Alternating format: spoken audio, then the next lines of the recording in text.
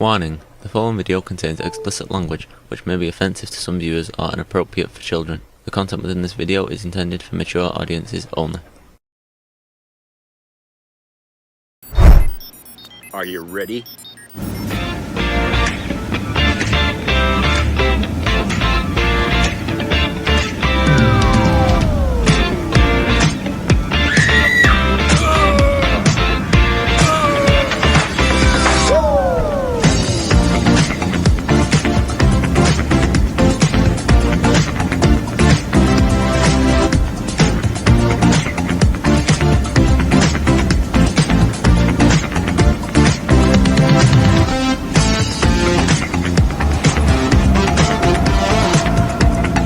Hello everybody, it's Jeff.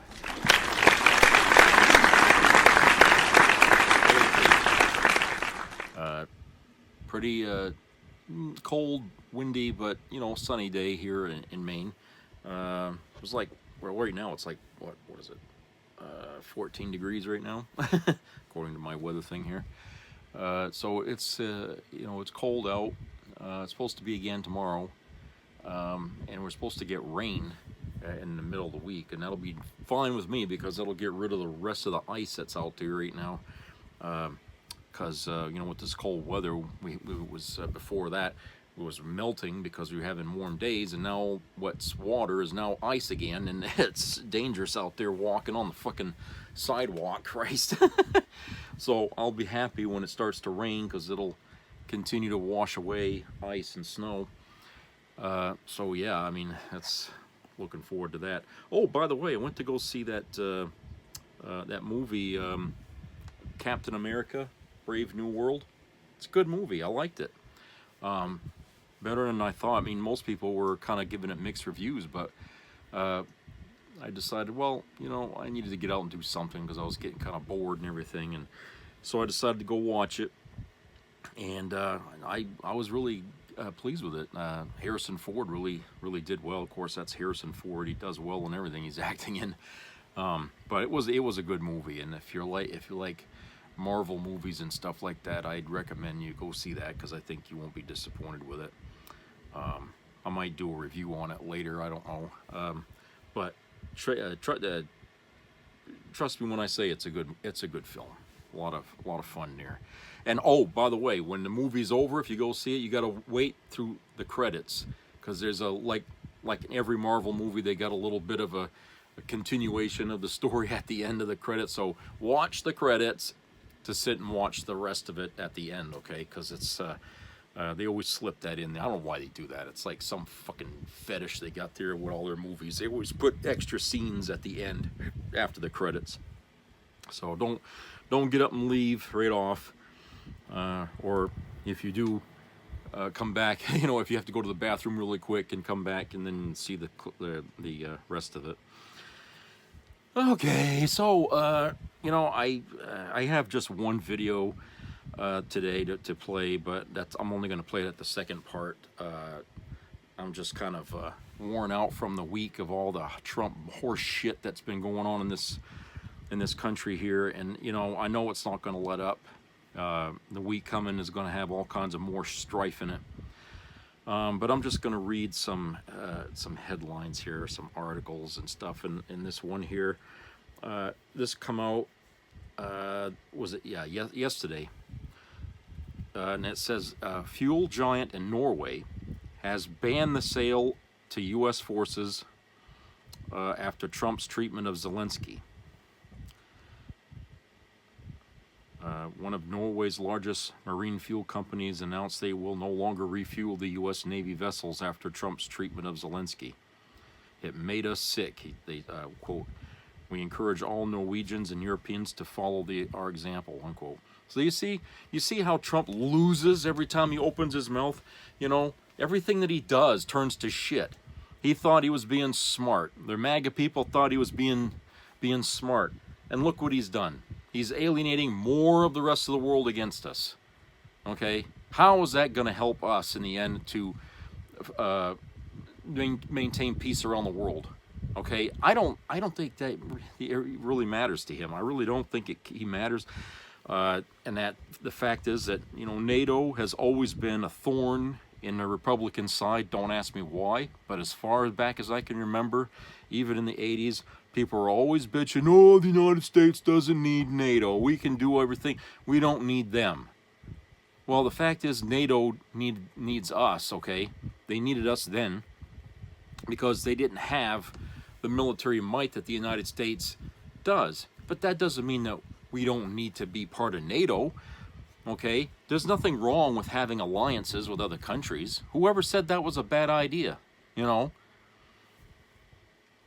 And, you know, the thing of it is, yeah, these other countries, they may not have as much to contribute to the NATO process, but they've given us land to put military bases on in these other countries, okay?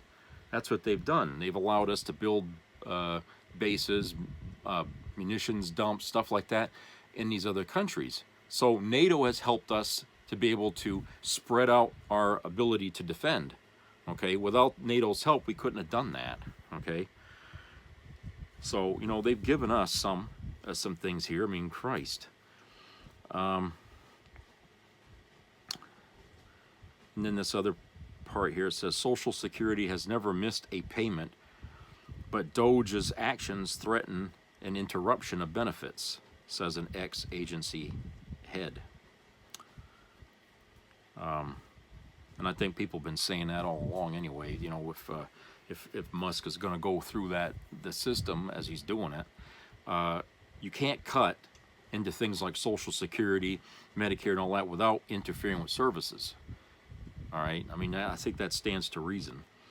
And so, you know, this is the reason why people need to really get out there and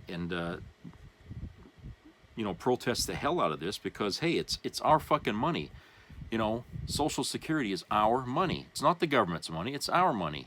It goes into a fucking fund that we later draw on when we reach 65 or whatever the age is now.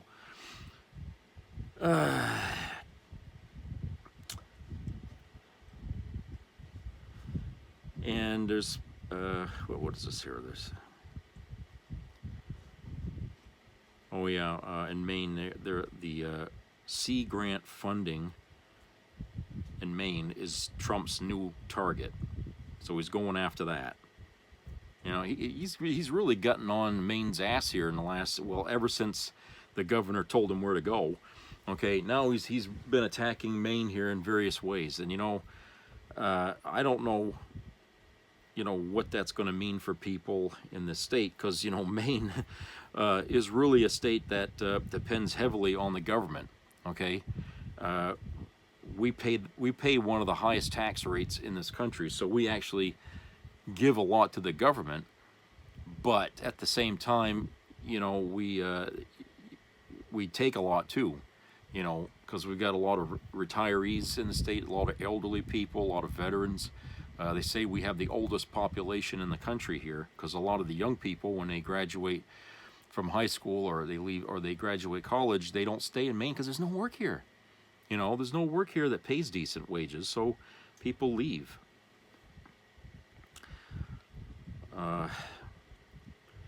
Then the Supreme Court blocked an order for Trump to release billions in U.S. foreign aid.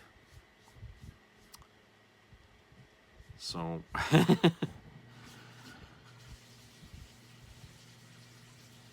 that's the court here again. And then we got some people here that were talking about, what is this here? Hold on a second. Okay, let me read this, because someone from Maine here had wrote this out, and I thought it was, you know, pretty interesting read here. So let me read this, and this is on Reddit, so they don't have, you know, the actual name. Everybody has different names and shit like that. So let me just read this, because it is in a in a Maine group. It says, I went to a protest today, and this was written, I think, yesterday or the day before. Went to a protest today, and what I experienced proves exactly why we are where we are as a country. A man from the opposing side repeatedly came onto our side, trying to intimidate us. When I stood in front of him to block his sign, he knocked mine out of my hands twice. My sister reported him to the police, And what did he do? He ran to them first to claim that we were the aggressors.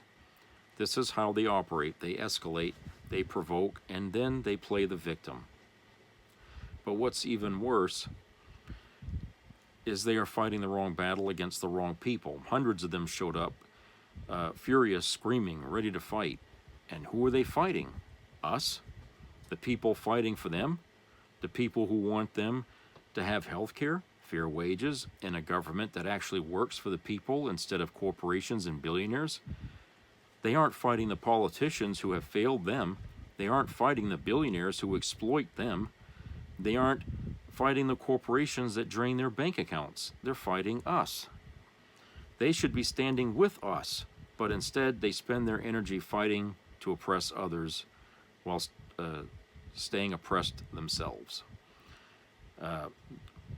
They showed up in full force not to protest low wages, high rent, or the fact that they can't afford a hospital visit, not because Trump scammed them, not because their cost of living keeps rising while corporations rake in record profits, not because they were promised the world and given nothing. No, they're out here screaming at us about trans people in sports. They have been manipulated. They are broke, exhausted, and struggling. And instead of questioning why their own leaders failed them, they blame the most vulnerable people they can find. They have been trained to focus on culture wars, so they never question the people who actually hold power over their lives. They will never protest the billionaires who keep them poor. They will never stand against the corporations price gouging them. They will never demand better wages or a system that actually works for them, because they've been conditioned to see us as the enemy, when in reality, we are the only ones fighting for their lives. But we see through it, and we won't be intimidated, we won't be gaslit, we won't back down. They are not the victims, they are the problem. Yeah, very, insightful thing that someone had written out, and it wasn't written by any politician. It was just an average person that went to a protest in Augusta, I believe is where they were, and MAGA showed up there with their counter protest. I'm surprised that, there was it wasn't a Fifth City down there. To be honest, it would have been if I was there. But it's really sad, because, like they said, I mean, it's really they're the victims, okay, and they're not really cognizant of the fact that the people that are there, who they claim are the enemies, are actually their friends, because they're trying to help protect them from what's creating the problems that our country's facing now, and they just don't seem to understand that. They won't, because their heads have been spun by propaganda from the right wing, that they don't really know what's up and what's down. I feel like, what the hell are we supposed to do for these people? Seriously, what are we supposed to do for them? I mean, we try and enlighten them on what is going on, but they come back with this retort that, oh, it's propaganda, you don't know what you're talking about, and yada yada yada, and Trump is this and Trump is that, and you know what I'm saying. You're getting all the stuff that you probably heard you echoed on Fox News or some right-wing online blog or some, you know what I'm saying. You probably heard them saying things that you remember hearing somebody else say, and that's probably because they watched it and they remembered that. You see, they're smart enough to remember what they hear, they just aren't smart enough to know what it means. Okay, when they hear it, they don't take the time to understand, what's going on. And so what they remember are words, but they don't see, the hypocrisy behind the words, and the misleading nature of those words. They're not making that, understanding there. They're just not connecting the dots, as they say.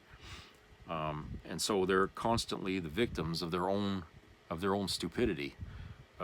And Democrats, I think these days, are really getting sick and tired of these people doing this, because it's like, how many times do they have to fall on their face before they realize that, hey, it's our own party tripping us.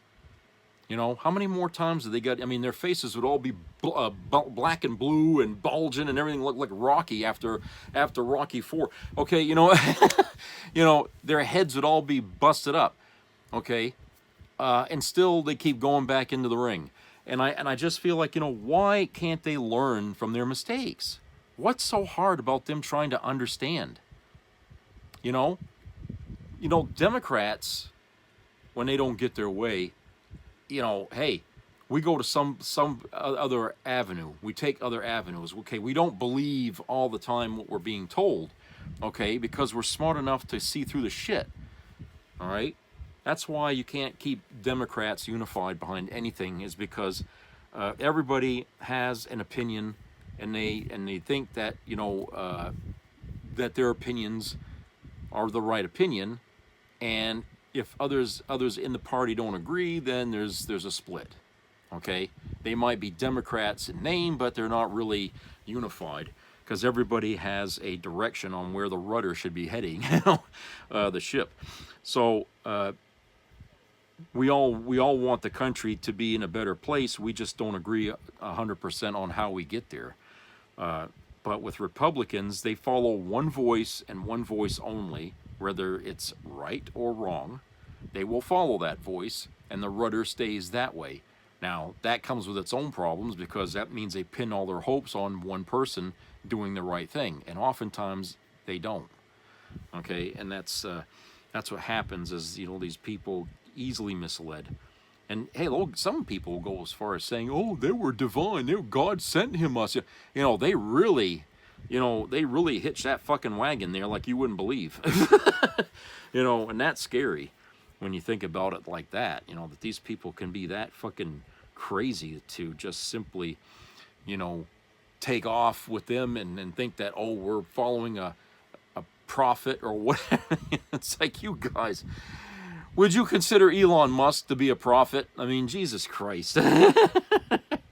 Who the hell is he? You know, if the orange God is your Jesus, then who the hell is Musk? Okay? Who the hell is Musk? You know, wouldn't he be like Judas to Jesus or something? I mean, that's kind of the way Musk is, I think. You know, I just, you know, Musk is only tied to Trump for his own benefit, and when the benefit dries up, so will Musk. He'll just disappear. You know, it just, I don't know. It's laughable, you know, how far these people will go with this bullshit, like, you know, we got to follow him as if he was sent to us by God, you know. I mean, what do they say? You know, beware of false idols. Okay? Boy, the right wing is so full of false, believing in false idols, it's ridiculous. Okay?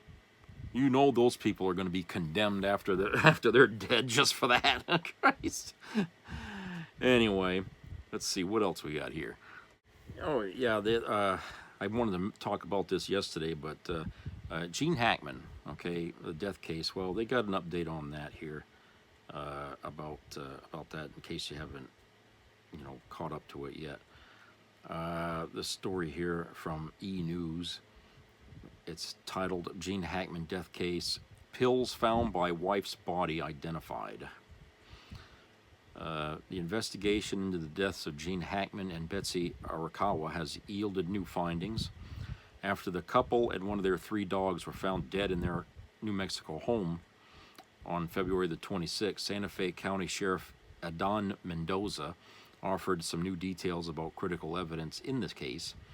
Arakawa, who's 65, was found lying on the bathroom floor with a space heater and an open bottle of prescription medication nearby, with pills, quote, scattered on the countertop, unquote, per an affidavit for the search warrant obtained by NBC News on February the 27th. The medications taken from the home were an unspecified thyroid medication, the painkiller Tylenol, and the blood pressure medication diltiazem. I guess how you say that, medical stuff, according to the outlet. Investigators also collected records from MyQuest, which is an online health lab results portal, as well as a 2025 monthly planner and 2 green cell phones using the warrant. Earlier in the day, Mendoza stressed the significance of the pills amid the ongoing investigation, characterizing them as something of concern. So, pills. Quote, "That's obviously very important evidence at the scene," unquote, he told Savannah Guthrie during an interview on Today. Quote, "That information was collected, that information was passed to the office of the medical investigator to help them make a determination. So we're looking at that specifically and other medications that were possibly in the residence," unquote. The sheriff also noted that a full toxicology report, quote, "could take up to 3 months or possibly longer," unquote, to complete, but added that his team is, quote, "hoping it comes sooner than later," unquote. Meanwhile, authorities have ruled out the possibility that the couple and their dog died of carbon monoxide poisoning after both Hackman and Arakawa tested negative for the substance, Mendoza said in a February the 20th press conference. However, he noted that police could revisit the cause if, quote, "there's something else that comes back in the toxicology report," unquote. So, you know, it's a very bizarre situation, you know, that how this happened. And, you know, people, like I said, people are still, you know, their imaginations are running around wild, you know, trying to, you know, think that something nefarious was going on. I don't know. But it's just, you know, they lived in New Mexico peacefully, and you know, they had a private life. Their friends said that, you know, there was no trouble in that house. Okay, they liked art, and you know, and their friends. I mean, they just can't make any connection as to why things ended up that way. It's very unusual. Okay, and the fact that there were pills laying out everywhere suggests that, you know, something to do with the pills was going on. And I don't know. I mean, it's not like, you know, after Gene Hackman had retired from acting that he was always in the fucking headlines. I mean, he basically lived a private life, you know, with his wife. And I think that because of that, it's going to become very difficult to figure out what was going on unless they can get information from other people outside of those two, you know. But, you know, like I said, the friends aren't coming up with anything to give police anything to go on because, you know, like they said, they were nice people and they were friends, and there was no hint of any problems between the two. And why a dog out of the three ended up dead is kind of puzzling too. I'm not even sure why they even thought carbon monoxide was an issue there. I mean, I really don't know why they were thinking that. I don't know. It seemed like even if it was carbon monoxide, that would still be an odd way to go for, you know, and being in your own house.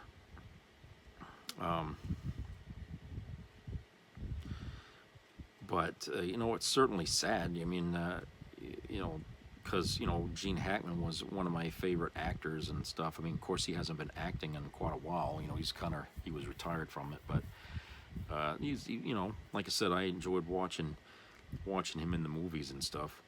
But this is a very bizarre ending to his life. You know, when he was, what was they say, he was at 90-something years old. So, you know, it's not like he didn't have a long life, but it's just a very strange and, you know, bizarre way that it ended. You know, and it was him and his wife and a dog. So I don't know. I mean, like I said, speculation's still running wild, and I hate to speculate because, you know, it just, you know, when you start making conspiracy theories, you know, like Alex Jones here or whatever, okay, then you start going down paths that you later say, oh, well, I didn't know, you know, end up apologizing for because you completely screwed up, you know, the thought process. So I'd rather not speculate too much on this and what happened. I'm just gonna continue to follow the story when I can and see what's coming out of it. But it looks like it's going to be a while yet before they actually know with any certainty, any degree of certainty, that what really happened in that house. I mean, it's kind of hard right now to say that, but what's going on. All right, so let's go to a commercial break and come back with the video. So I'll see you on the other side.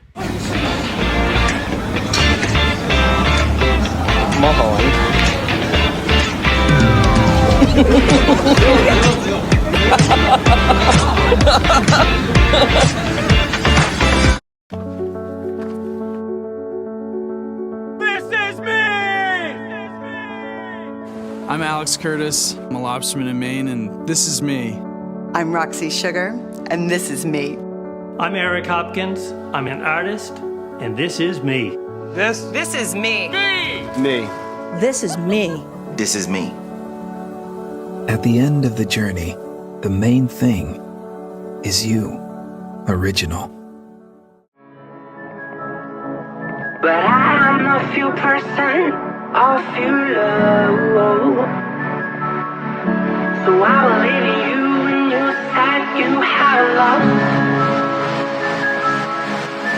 It's been so long time I can feel like some more.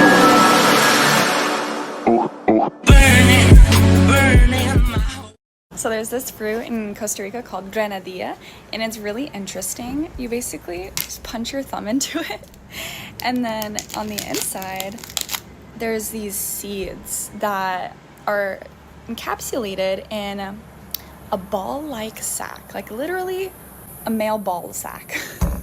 It's really weird, but it is amazing. Like, one of the best fruits I've ever had. You can see there's these little seeds. It's literally like semen encapsulated in the sperm. It's really slimy. And there's this, I don't even know what these are, but it's what grows the seeds. Very interesting. I'd be guzzling the slimy balls. The only time I swallow.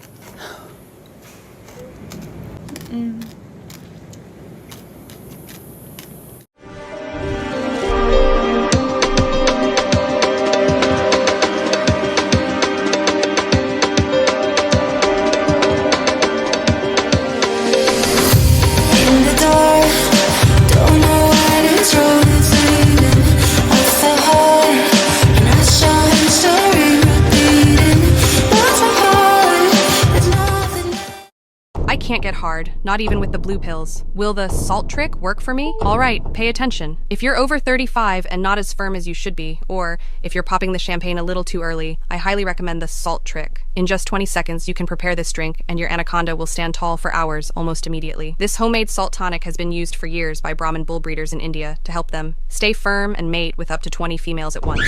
But a few years ago, this trick fell into the hands of the adult film industry, and since then, this little secret has been used by adult actors instead of the little blue pill. That's because it works in just minutes, flushing out flaccid toxins from your body that make your buddy shrink and fail when it matters most. It may sound crazy, but this drink is 6 times more powerful than any pill from the pharmacy, and because it's natural, it has no side effects. And if you haven't heard about it yet, it's the company behind the little blue pill, starting with P, that censors anyone who talks about this cheap, homemade solution. That way, they continue raking in billions every year from the suffering of millions of men just like you. But I'm putting an end to that right now. I'm releasing the short video that shows how to prepare and use the salt trick. Back then, this video was sold for $47, or they would have taken it down immediately. But so you can start the year off right. I'm leaving this video free for the next 3 hours. In the video, it shows step by step how to prepare this 20-second trick today and leave your wife with limp legs tonight. Just click the button that's appearing somewhere in this video to watch. If a page opens, it means the video is still available, and this might be your only chance to toss the little blue pill in the trash and learn how to make this homemade, safe recipe that's 6 times more powerful than the pharmacy pill. But I should warn you,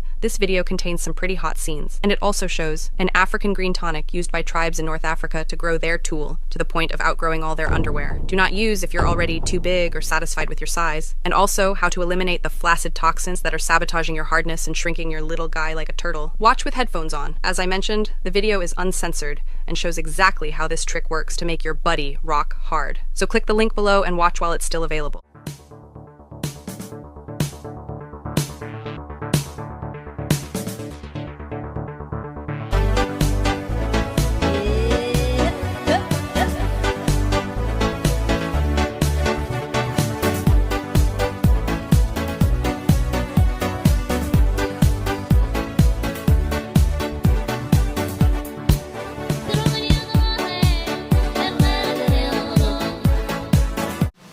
He was the first president elected with the help of a hostile foreign power. That's not a hoax. It's the conclusion of the Republican-led Senate Intelligence Committee and every national security agency. And what did the Russians get helping elect Trump in 2016? Turns out they got a lot. For decades, the greatest adversary of the Soviet Union and Vladimir Putin's Russia was the Republican Party. Now the Republican Party is the heart of pro-Putin movement in American politics. That's why Donald Trump nominated Tulsi Gabbard, Moscow's sweetheart, for a critical national intelligence position. That's why he loves J.D. Vance's vicious attacks on Ukrainian freedom fighters. What happened to Republicans standing for freedom? Tens of thousands of Americans died fighting a European dictator. Now, an American president embraces a dictator at war with freedom. When Donald Trump was inaugurated, remember who else was celebrating? Vladimir Putin and Donald Trump together again.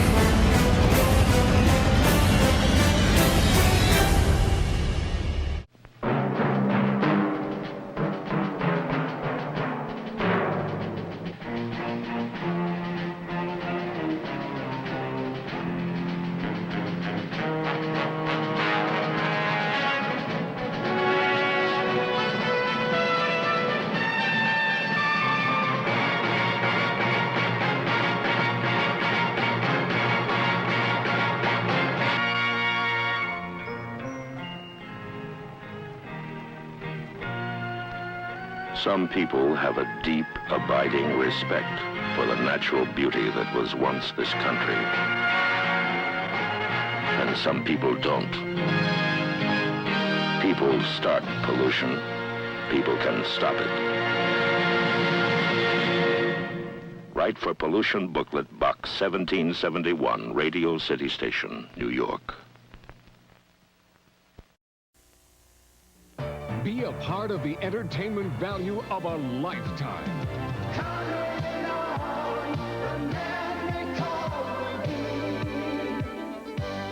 I loved it. It was the best performance I've seen in a lifetime. I loved the show. I liked it very much. He's a very entertaining man. It's well worth the money. Now appearing in Charlottetown, coming to Halifax November 6th to the 18th, and St. John November 20th through the 26th.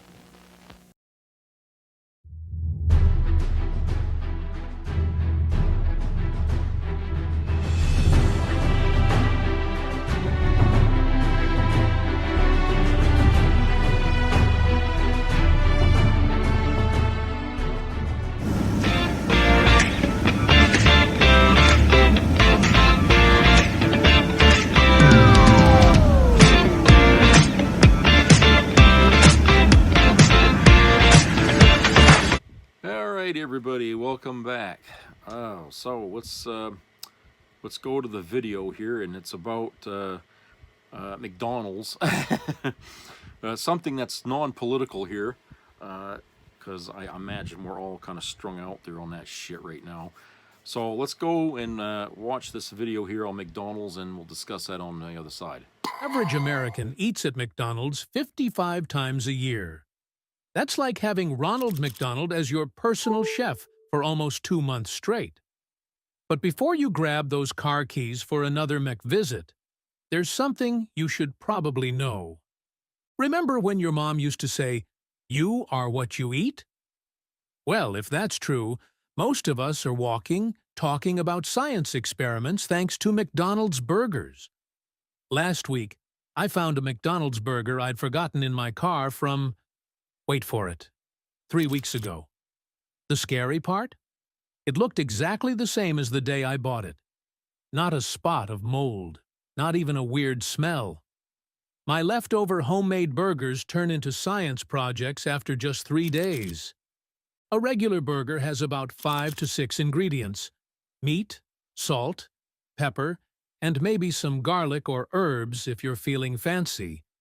But grab your reading glasses, because a McDonald's burger ingredient list reads like a chemistry textbook. We're talking about 70 different ingredients. That's not a burger. That's a science fair project that somehow ended up in the food industry. But what really gets me is the beef situation. While McDonald's claims to use 100% beef, they've mastered the art of making it taste the same everywhere. Every time.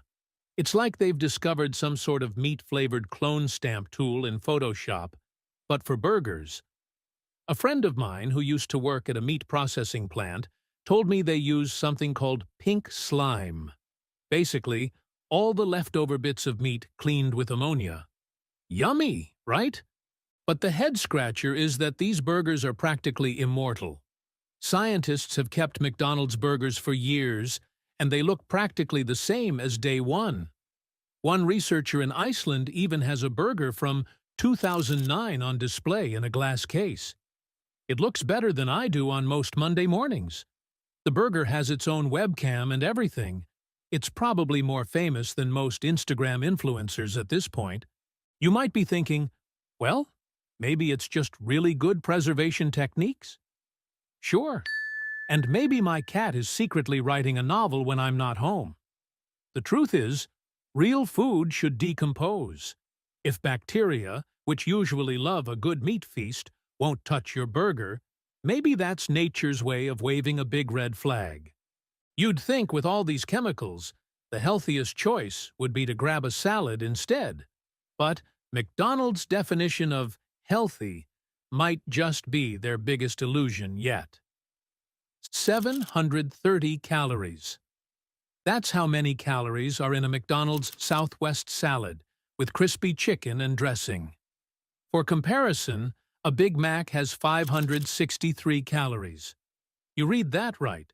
Choosing the healthy option at McDonald's is like going to a casino to save money. My friend Sarah spent an entire month eating only McDonald's salads, trying to lose weight. The only thing that got lighter was her wallet. The yogurt parfait might be the greatest magic trick McDonald's has ever pulled. It looks innocent enough. Yogurt, berries, granola. Sounds like something your fitness instructor would approve of, right? Wrong. One parfait packs 22 grams of sugar. That's more than 2 Krispy Kreme glazed donuts. They've basically created a dessert and convinced everyone it's a breakfast health food. That's not marketing. That's straight-up sorcery. The psychology behind these healthy menu items is brilliant in an evil genius sort of way.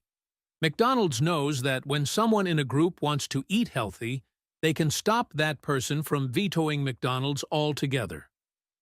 Look, we have salads, they say. It's like putting a treadmill in a candy store. It's not there for you to use. It's there to make you feel better about buying the candy. The only product we'll ever promote on our channel is a book by Claude Davis, a veteran prepper, about 126 superfoods and preservation methods from crisis times like the Great Depression and wartime that are impossible to find elsewhere. We decided to promote his book because we are the last generation able to share these techniques and superfoods to our children or grandchildren. It would be a shame to see this information about highly nutritious foods and preservation methods to survive crises disappear.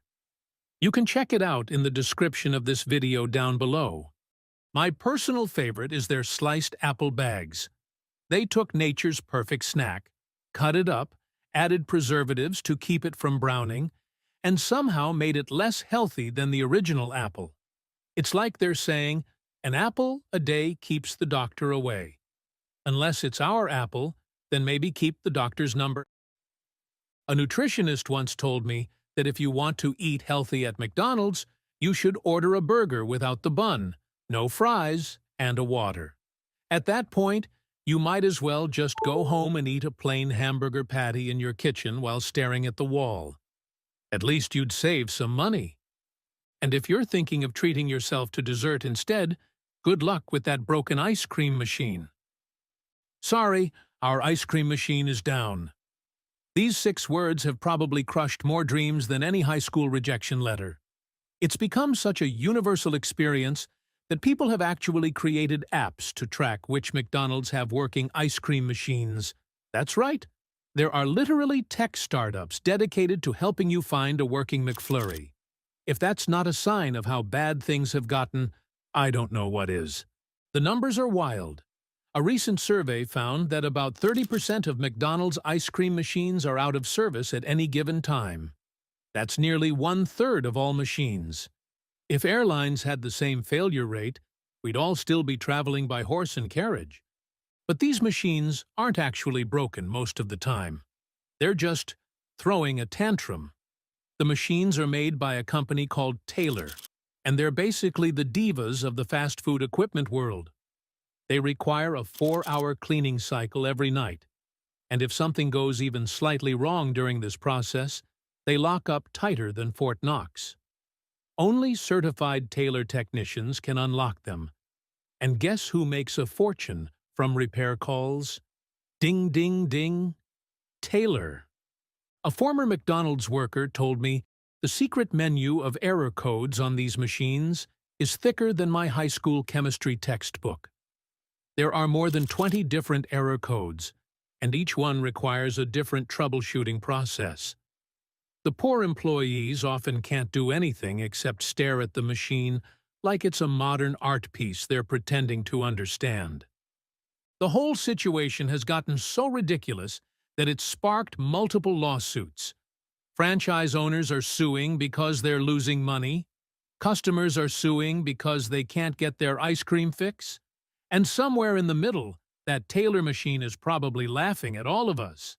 At least there's one menu item you can always count on getting: those famous fries.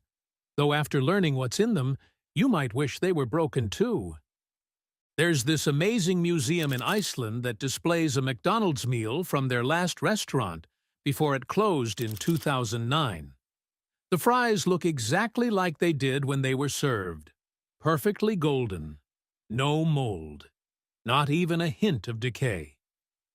My grandmother kept her wedding dress in pristine condition for 60 years, and these fries might give it some competition for best preserved item of the century. The curator just dusts them off occasionally, like they're some ancient artifact, which, I guess, technically, they are now, just not the kind Indiana Jones would get excited about. Here's a fun science experiment. Take some McDonald's fries and some homemade fries, put them side by side, and wait. The homemade fries will start growing things that would make a biology teacher excited within a week. But the McDonald's fries? They'll just sit there, mocking the laws of nature, looking exactly the same as they did on day one. It's like they've discovered the fountain of youth, but instead of sharing it with humans, they gave it to potatoes. A food scientist once explained to me that real potatoes contain enough moisture and nutrients to make them a paradise for bacteria and mold. But McDonald's fries go through so many processes and get loaded with so many preservatives that they're basically mummified before they even hit the fryer. They're like the ancient Egyptian pharaohs of fast food, preserved for eternity, but probably not something you want to put in your mouth. And don't get me started on the salt content. One medium serving of these eternal fries contains enough sodium to make a cardiologist faint. It's like they're trying to preserve us along with the fries. Maybe that's their secret plan: turn all their customers into human jerky. Speaking of mysterious processed foods, have you ever wondered what you're really eating at 4 a.m. when those McNugget cravings hit? Ring, ring! Welcome to McDonald's. Would you like to try our McNuggets? Those words at 4 a.m. hit differently. We've all been there. It's the middle of the night, you're hungry, and somehow those golden nuggets of mystery meat seem like the answer to all of life's problems. But that's when the real questions start popping up in your head. What am I actually putting in my body right now? The ingredient list for McNuggets reads like a final exam in advanced chemistry. There's this one ingredient called dimethylpolysiloxane, the same stuff they put in silly putty. McDonald's says it's just an anti-foaming agent for the cooking oil. I say, if you need to add anti-foaming agents to your chicken, maybe we should reconsider our life choices. The chicken part of the McNugget makes up about half of what you're eating. The other half? A mix of corn derivatives, leavening agents, and dextrose, which is basically a fancy way of saying sugar. Yes, they put sugar in their chicken. It's like they looked at a piece of chicken and thought, you know what this needs? Everything but chicken. A food scientist once broke down the manufacturing process for me. First, they take chicken parts and grind them into a paste. Then they add stabilizers, preservatives, and flavoring. Finally, they shape this mixture into those 4 famous shapes: the bell, the bow tie, the ball, and the boot. That's right. McNuggets come in exactly 4 shapes. It's like chicken Tetris, but everything is processed into oblivion. In a blind taste test, most people can't tell the difference between a McNugget and a nugget made from compressed paper towels soaked in chicken broth. I'm not making this up. This was an actual experiment done by food researchers. Their conclusion? We're not really tasting chicken anymore. We're tasting salt, sugar, and childhood memories. But if you think the nuggets are questionable, wait until you hear about those suspiciously perfect breakfast eggs. Because those perfectly round eggs on your McMuffin have more ingredients than your grandmother's secret cookie recipe. A real egg needs exactly 1 ingredient: an egg. But McDonald's eggs? They've turned breakfast into a science project with nearly 20 ingredients, including something called liquid margarine. My cousin works at a food manufacturing plant that supplies McDonald's. He told me they pre-cook the eggs, freeze them, then ship them to stores where they're reheated. The eggs arrive in perfectly shaped discs, like someone took a normal egg and put it through a Play-Doh mold factory. It's the only egg I've ever seen that comes with an instruction manual. The funny part is how they market these as freshly cracked eggs.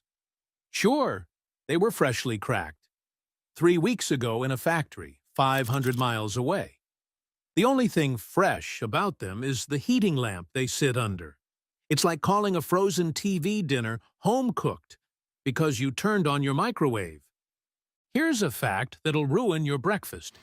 Yeah, well, you know, I gotta say this about McDonald's, aside from everything that was discussed about the quality of the food, or lack thereof.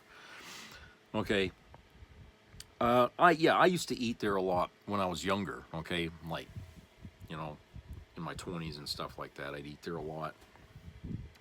Because I had my favorites, and the Southwest salad was one of those favorites that I like to eat. And as you saw, Southwest salad is not really that healthy. You know, it's actually got more calories in it than eating one of them fucking sandwiches they got, you know. But, you know, I liked it because, you know, I don't like eating too much bread, you know, and there wasn't, you know, it's just a salad. And I don't, you know, the burgers, the bread has sugar in it. I don't know if you know that, but the buns have sugar in it, and I'm a diabetic, so I had to eat something where I wasn't getting sugar, okay? So when I would get the Southwest salad, I wouldn't put the dressing on it because there was sugar in that. So I would just have the salad, you know, and that was fine. I could eat that. But when COVID hit, they took a lot of things off the menu, and that was one of those things they took off the menu. When they did that, my frequency of eating there, I guess, you know, diminished considerably, because even when I was eating over there just for the salad, I wouldn't you know, eat anything other than that. It was just, you know, a salad. I wouldn't even have the fries, and I wouldn't even have you know, a drink. I would get bottled water. At the time they were selling that, okay, and I would have that. That would be my lunch. And actually, it did help me maintain my weight because that was the only thing I'd eat all day. So I'm a 1 meal a day person. My digestive system is kind of slow, I guess. I've learned over the years. So I can eat one meal a day, and I'm not hungry the rest of the day. And so I could eat that salad and still be under my daily calorie limit. You see what I'm saying? So I was fine just having that, okay? And it was enough to eat, you know. But like I said, over the years and after COVID and everything that changed at McDonald's, the prices went up and the portions got smaller. And when I saw the menu, was almost right after the COVID, when I go over there and I see that the menu has like shrunk. You know, we got deflation and inflation happening, and inflation in prices and deflation in portions. Okay, we had a problem. I had a problem. It's like, hey, no more fucking salad. I'm out of here. Okay, that's all it took for me to quit eating there. Wendy's still has a salad. Okay, so I go over there. I don't like it as much, but they do have salads over there. Okay, lately I've been eating it like Applebee's and having what they have, an Oriental chicken salad, which it's good. I mean, I like it. I just don't have them put the dressing on it. I just eat it without the dressing, you know. And it's really a good salad. It's big, you know, and it's filling. So I eat that, you know, and pretty much that's all I eat the rest of the day.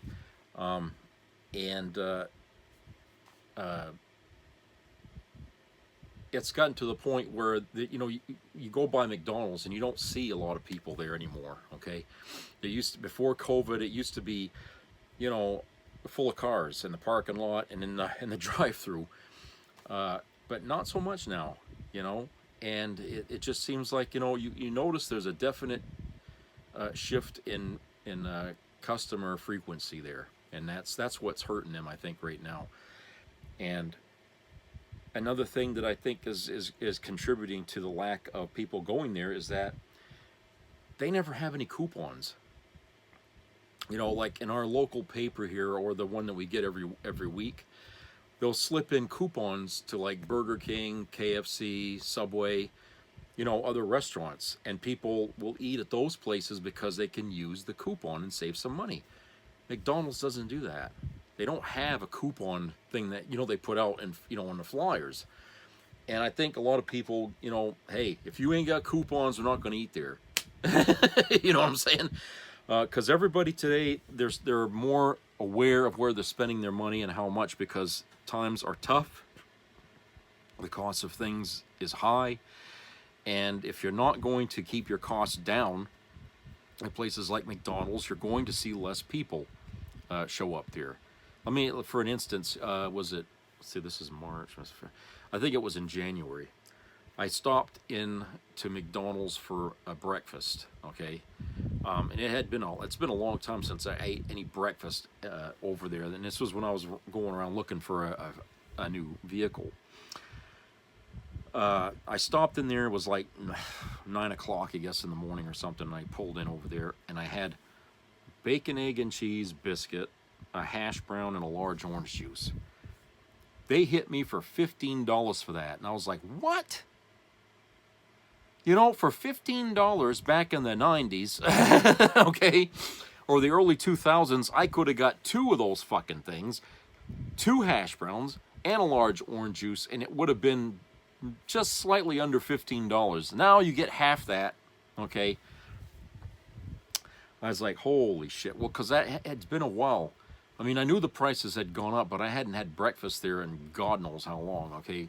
But, you know, I just went there because the car dealership was right there, and I figured I'd just eat here, then drive across the street. But I went over there, and I had breakfast, and I was like, God damn, 15? It's like, no, never again, never again, never again. Okay, it ain't worth it. And now, you know, you watch that video that I just put up there and you find out what they put in the food and stuff and how they keep it fresh, unnaturally fresh all the time, you know, and keep it from molding and stuff. You know, you wonder, you know, that stuff can't be good in the human body. It can't be. It's not natural, right? You put chemicals in a body and there's going to be a reaction. That's something we all learn, I mean, about taking medications, right? Side effects. Look, they're finding now that the fish that you buy in the grocery stores has particulates that are plastic. Okay, because the waters are so polluted that plastic is getting into the fish and the sea life. Okay, and we're consuming that, and they're noticing that human beings now have a accumulation of plastics. You know, the chemicals in the plastics are inside us now. Okay, they're not quite certain what that's going to mean health-wise, because this is something new that they just found out. But because it's in the fish and we eat fish, and you know, so now it's in that. So when we talk about McDonald's and the chemicals that they're using, of course there's going to be side effects, you know, to these things. Like they said, it's not natural for French fries to look like they were just pulled out of the deep fryer 20 years ago, you know, and they still look fresh. No, of course not, because that's not natural. That food doesn't go like that, okay? And so if you digest that shit, what do you think that's going to do? Okay, and you know, and here's the doubles. It's a sword that's got two sides on it, and the thing is that these fast food places wouldn't be able to stay open if they had to constantly restock fresh food all the time. I mean, there'd be trucks almost every 2 or 3 days parked out front, unloading brand new hamburgers, brand new fishes, you know, chicken nuggets, all that. They couldn't keep up with that. The demand would be too high. So they have to preserve what they get, all right, so it lasts longer. They don't have a choice, you see. And that's the reason why they do that. It's not because they're trying to kill us. It's because it's the only way they could run their fast food joints and still have a stock ready to be sold to the people, because, you know, they can't have trucks coming in every 2 or 3 days filling up their fucking restaurants. It's not feasible. It would cost them way too much to be able to do that. I mean, they'd just never be able to have, you know, a restaurant. And I think the same can be said for most restaurants, okay, that they have to find ways to preserve some of the foods they get for when they're asked. Because look, people that go into these restaurants are not ordering the same thing. Everybody wants, well, let's have this chicken, or let's have this steak, or let's have this spaghetti, or, you know. So if everybody's ordering different things on the menu, that means the stuff that's not getting ordered has to stay fresh somehow so it doesn't spoil until somebody orders it. So think about that.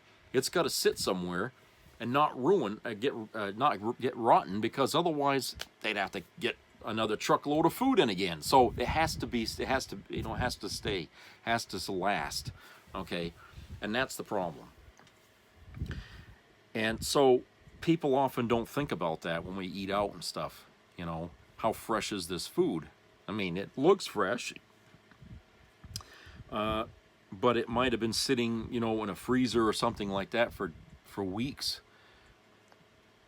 You know, who knows? It's one of those things.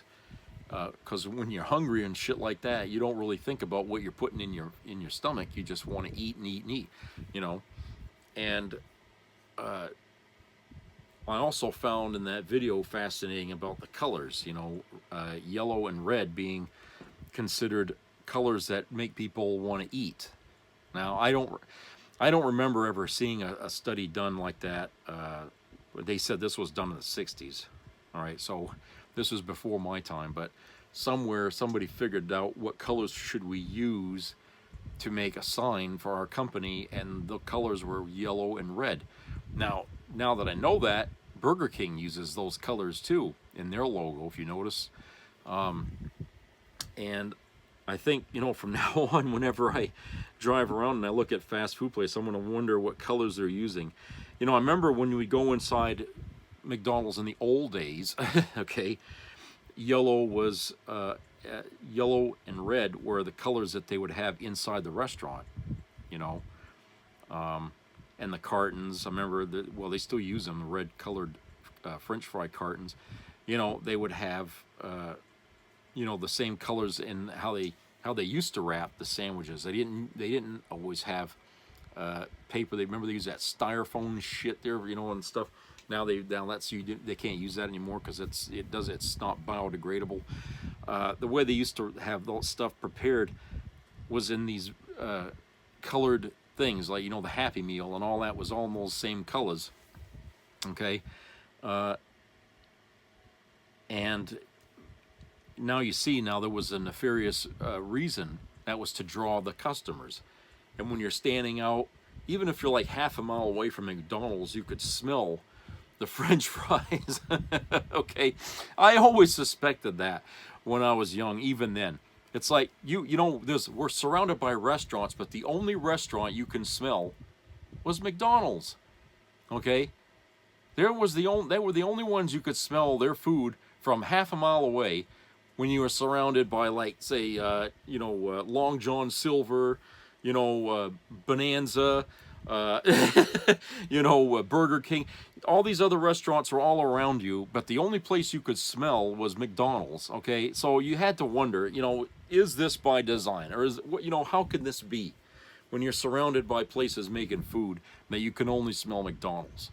Okay, and it just so I always thought that was a bit odd, and to see that was by design, you know, because they knew the smell of that grease here from the fries was going to draw a crowd, you know. And the thing is that because the restaurants looked like a playground for kids, where do you think the kids are going to want to eat their lunch? McDonald's, right?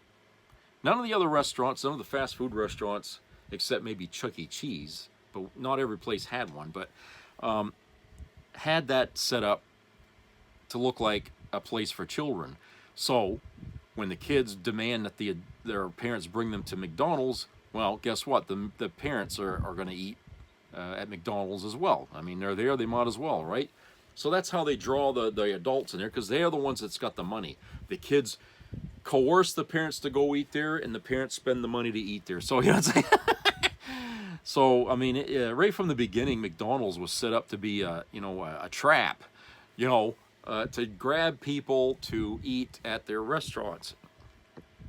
And, you know, most people never really thought of it that way, I guess, until, you know, many years later. And you get to see now how that, you know, how that was engineered to be like that. And, you know, if you go online on YouTube, where I found this video here that I played for you, if you go online and you look up some of the other restaurants, there's a lot of stories kind of similar to that. Like, I recently watched one about KFC and how Colonel Sanders was really, before he died, was really pissed off at KFC because everything they made in there was not the way it was when he started it.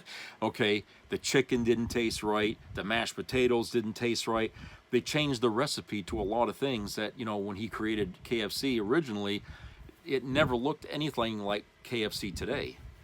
Okay, and so what they're making now is not the Colonel's special original recipe. It's somebody else's idea of what the chicken ought to taste like. Okay, but it ain't anything like what he created when he started. So I don't know what the original KFC chicken, the food, tasted like, because, you know, it wasn't one of those places I ate at a lot. Okay, but, you know, I only remember it tasting one way, and to me it still tastes the same. I mean, the last time I ate there, it tasted the same, I guess.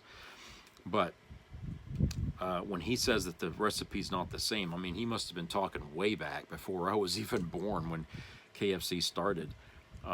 So I have no idea what how the original recipe was. I mean, they have the original recipe option for KFC, but I don't even know if that's the same anymore either. So, but anyway, there's a lot there about the story of KFC and, you know, why business has been declining there. And there's a lot to it, more than just, you know, pricing and stuff like that. You know, apparently they've been, you know, their restaurants have been sinking steadily for 20 years now, at least, because, you know, the food is just not the way it used to be. People just don't, you know, find that it's really affordable anymore. But, you know, interesting stuff, though, to read how things are now. and trying to think, there was another one that I was, yeah, like Red Lobster, and you know why that disappeared, which I used to like eating there when it was here in Bangor for that short time. But you know, like I said, it was one of those places, you know, that just didn't last around here. I guess I don't know. You would think it would, because Maine is a big seafood eating population here, but for some reason Red Lobster just couldn't make it in this state. I don't know, there was a whole bunch of shenanigans behind the scenes about Red Lobster, because they had a pretty good spot. It's a Mexican restaurant now called Las Palapas, and their food isn't too bad either. I like their food, but it isn't just seafood. It's mostly like meat and vegetables and you know, tacos and stuff like that, you know, but it's good. But you know, I'm a seafood eater and all we got now is the generic seafood shit that every damn restaurant around town, you know, it's like they all get the same shit from the same supplier.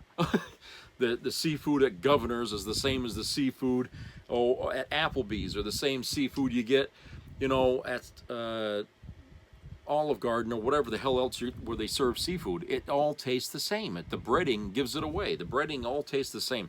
It's like there's nothing unique about the seafood in any restaurant now around here. Okay, it's all shit. You might as well be living in another state, because I'm sure it's probably that way in other states that aren't bordering the ocean, you know. But you know, it just seems like, you know, what we're getting a lot around here is like Oriental food and steakhouses, you know, like Texas Roadhouse.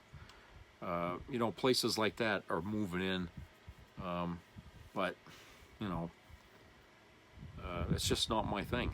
Really. I mean, like I said, I like seafood. Shrimp and fish, you know, that's what I like to eat mostly. But anyway, that's it for today. And Smokey, will you get off of that? Come on. That's it for today. Hope everybody has a great work week, and keep your ears open for health-related matters. Subscribe, comment, and share, and treat each other respectfully, and be a community out there. Try to be helpful, you know, work together. I don't know, how many of you ever watched the Waltons? Remember how the Waltons were, you know, when neighbors needed help, you know, there was always somebody there to help them out. We need a little bit more of that in this country these days, because I think we've drifted too far away from being a community, and we're all individualists, and that's not working. Okay, it's just not working. So I'll talk to you guys later, so take care, buddy.